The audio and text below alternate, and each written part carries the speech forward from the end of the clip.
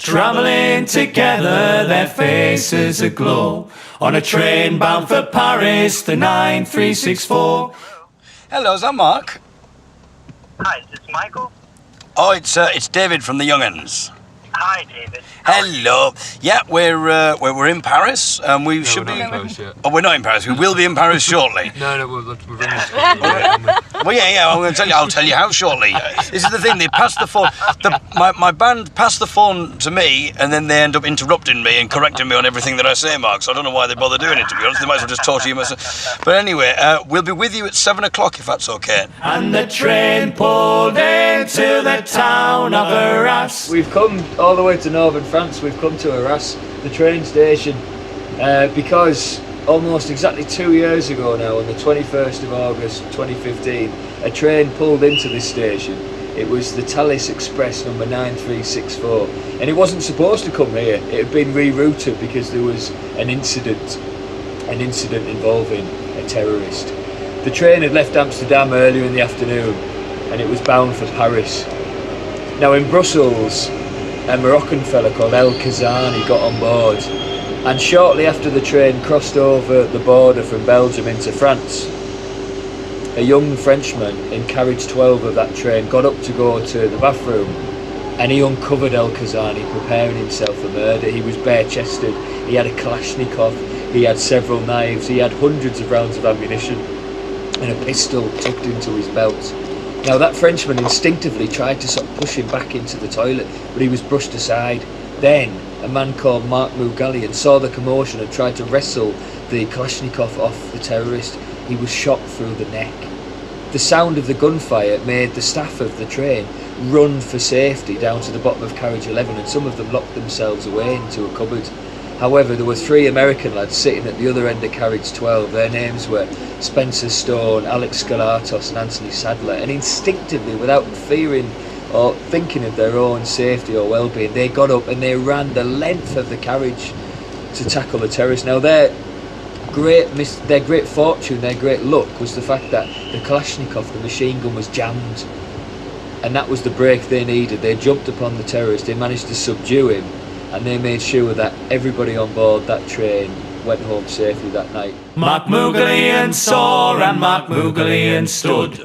The pistol was fired and the carriage filled with blood. Dear Young'uns, my name is Mark Moogalian, and I wanted to thank you for the beautiful song entitled Carriage 12 that you wrote about what happened on the Thalys train on August the 21st, 2015.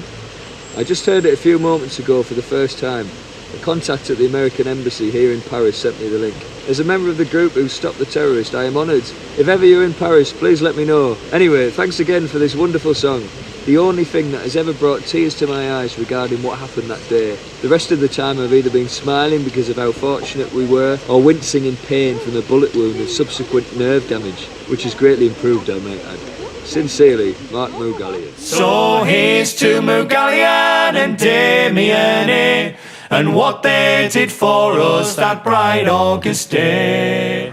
Oh, hello, my friend. How are you doing? Fine. Nice to meet you. Sean, nice to meet you. How are you doing?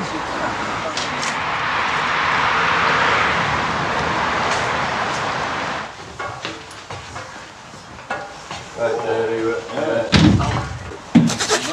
did you get that on camera?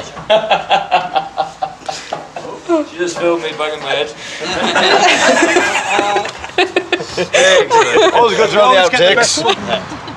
But we have some CDs for you here, there with the. Is this the new studio? It is, yeah. Fantastic. So Thank you. All right, great. So it's 2 years tomorrow then, Mark. 2 years tomorrow. Yeah, I know, it's quite. We only realised the date when we set off today. I thought, Yeah, it slips your mind. You know, it's true. Was the first year pertinent or? Well, I remember calling Spencer, and I'm American, but I've been in France for a long time. Yeah. And when I called him, I was kind of speaking with some of the French influence, going, "You all right, man? Everything all right?" You know, and he's like, "Man, we gotta celebrate today." And I was like, right, of course. What was I thinking? You know, I got so used to trying to be delicate. You know, I forgot that. Wait a minute, he's absolutely right. We all knew that at the beginning, and then after a while, you know, I think maybe what happened is over here with the other attacks that have happened course, since then, it got a little darker, you know. And but when we're talking about what happened on August 21st, 2015, we were very lucky. It was really a lucky day, and it was the first terrorist attack in France in which no one was killed. And the guy was arrested. And the guy was arrested. They usually get killed by. So did he? We were reading something about his alibi or something. Was that he was homeless and hungry? And wasn't intending it to be a terrorist attack, but just to rob a train. But do you think it's quite an outlandish statement, really, bearing in mind what he had, the amount of weapons. I mean, like, a pistol would have done, really, wouldn't it, to have got a bit of food? Or just saying to someone at the buffet cart, "Would you mind buying me a sandwich?" I'm sure someone would have obliged. So it seemed like the worst alibi possible. Yeah, it was pretty bad. At first, he didn't say much, and then it was, well, I wasn't there to kill. I was there to steal. And I remember saying to someone, "Well, then why did he shoot me?" Well, of course, you know? And as you're saying, he was loaded to the teeth. Yes, I was saying, a little lighter fluid, I think, and he had the pistol. That's what he shot me with, the pistol. It was either gas or lighter fluid, and he had the razor knife that he cut Spencer up pretty bad with. So Damien, who was the first to sort of discover him? He was the first one. I mean, I was standing right next to Damien when it happened, and I'd seen somebody go into the bathroom. I didn't know whether it was a woman or a man, but I just saw the little light of the door when it opened into that relatively darkened hallway, which is a short little, corridor between the cars. And it was enough for me to raise my head and to notice somebody wheeling a little suitcase into the bathroom, like a blue and white suitcase. And I thought that was a bit odd. Usually people they don't bring little suitcases in there. And I was reading an article on my smartphone, and then 5 minutes, 10 minutes go by. And at one point, I wasn't sure whether that person was still in there or not. Maybe they had left when I was reading something. I wasn't sure. We were about, I thought, maybe 45 minutes away from Paris. So I decided to just get up. I said, well, 2 birds with 1 stone. I'll see if this person is still in there, if anything's wrong. And then, if everything's in order, I'll just go myself, And so I walked through the door. I'm leaning up against the wall. Damien's standing there leaning up against the wall. I didn't even see his face. I just saw that, okay, there's a young man here and he's before me. And then I turned my head to the right, and the bathroom door had been swung open, and El Kazani was standing there, with an AK-47 and these big eyes like that. At first I thought they were together and this was just maybe some joke or whatever, like a toy, whatever. And then a few seconds passed and Damien grabbed him by the throat. He lunged at him and grabbed him by the throat, and that's when I realized this is for real. And Isa was sitting right there, the first passenger, right through that plexiglass. I went back out, told her to get out of there. She didn't go very far. I wanted her to go a lot further than that. She only went down like 3 or 4 rows and then ducked behind some seats. And then I went back in, and that moment when I went back in, it's kind of a blur. And from what I've heard, it's that way for everybody. It's weird how that happens. I mean, as if a switch were flipped and memory doesn't work the same way. Everything's kind of fluid, like almost like psychedelic almost, and slow and weird.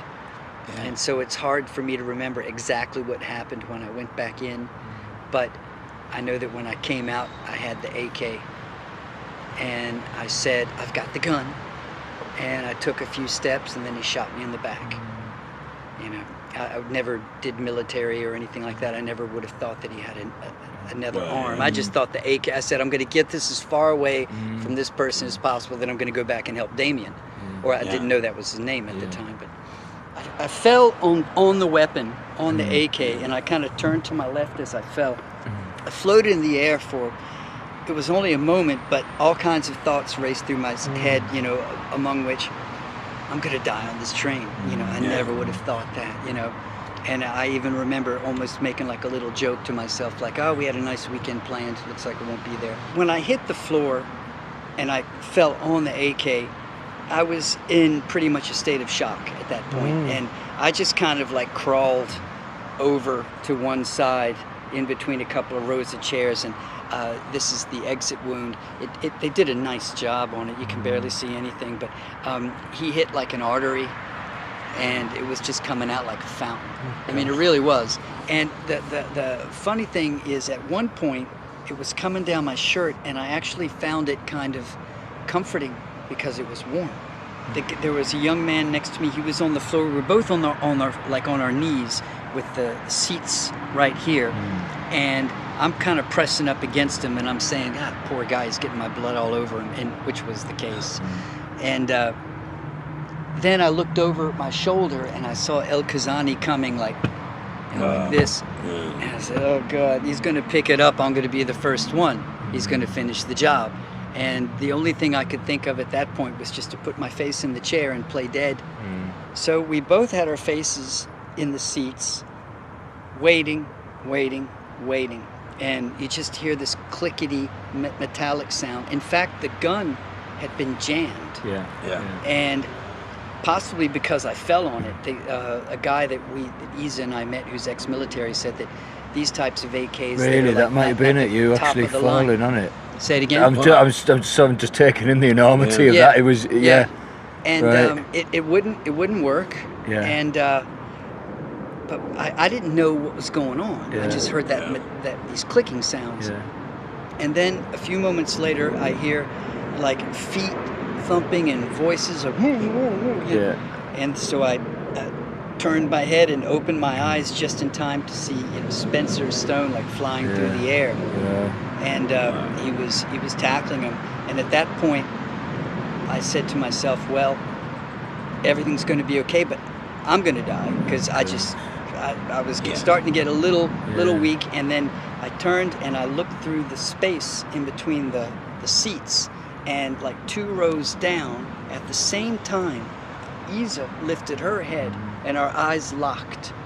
And it was just incredible to me to see her, because the way I looked at it was, this is the last time I'll get to see her, but at least I get to see her. And I said in English, I'm hit, which sounds kind of silly, but sounds like Jack Bauer, But I said, I'm hit. And then in French, I said, c'est fini. I wanted her to know that I knew that it was over and that it was okay, and then I kind of I moved a little bit, then I lost consciousness, and I went into this kind of like dream state where I went back to what I saw is there was a big oval window, quite similar to the one we have in our apartment, and then there was kind of like some Roger Corman, like kind of 50s, 60s special effects kind of smoke coming up on the other side. And then there were these super thin lines. Then there was a zoom in, and the thin lines turned into the siding on the first house that I ever knew. And then I was zoomed back out, and I could see the house. I had lost my mother 2 months before to pancreatic cancer. And I could see her, it's as if I had x-ray vision. I could see like through a hole in the house, and I could see her washing dishes, wearing her cat glasses from the 60s, humming. She had a great voice, and I was just kind of checking her out, and it was all in black and white, and I was just kind of hanging out. And at that point I felt no pain, no nothing. I didn't even know I was on the train. And I don't know how long, but you know how time is kind of funny with those things. It might seem like a long time, but if you're outside of the person, it's not very long. And at one point, my own voice, as if from like a small speaker behind me, said, if you don't open your eyes now, you never will again. And so I had to make a choice, do I stay? Because at that point I kind of knew that I could maybe do something. And so I kind of forced myself to wake up. And when I woke up, I remember thinking, how in the world did I forget I was on this train? All the pain came back, the confusion, the voices, the everything. There was kind of a panic in the air. And then Isa had gone to get like something to like wrap around me, like a tourniquet or something like that, if that's the word, I don't even remember.